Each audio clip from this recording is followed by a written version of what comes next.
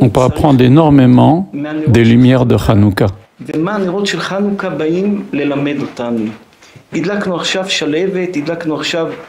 Nous venons d'allumer une lumière de Hanouka. On voit bien que la flamme n'aspire qu'à une chose, s'élever vers le haut.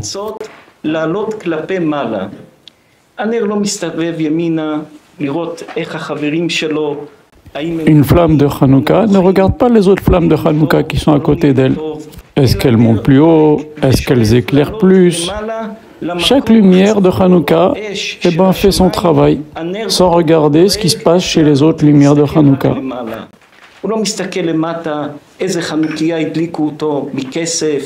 La lumière de Hanouka ne se pose pas la question en regardant en dessous d'elle, est-ce que c'est une menorah en or, en argent, en fer, en bois, en pierre, en verre.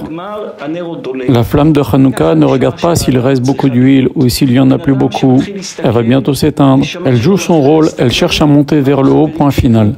Si un être humain il commence à regarder qu'est-ce que l'autre a, qu'est-ce que l'autre n'a pas, est-ce qu'il est plus que moi, moins que moi? Le verset dit « Ner Hashem Nishmat Adam ». L'âme de l'homme, c'est comme une lumière pour Hashem, une flamme. Quand un homme il se conduit comme ça, à regarder ce que les autres ont, ce que les autres n'ont pas, est-ce qu'il est plus, est-ce qu'il a moins, et lui il a de la chance et moi j'ai pas de chance, qu'il a un support d'argent ou d'or ou de verre ou de fer, c'est-à-dire quels sont ses moyens.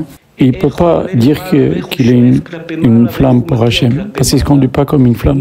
Un homme avec un grand H, comme une flamme, il doit penser qu'une chose, s'élever vers Hachem, progresser spirituellement. Et c'est tout. Pas ce qui se passe chez les autres. Comme une flamme ne s'inquiète pas s'il reste de l'huile ou pas d'huile, il ne doit pas s'inquiéter pour l'argent.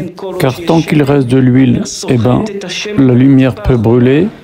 Et tant que l'être humain est vivant, il peut encore s'arranger. Tant qu'il reste une petite goutte d'huile, elle peut encore briller. Pareil pour l'âme de l'homme. Tant qu'il reste de la vie, il peut encore s'arranger.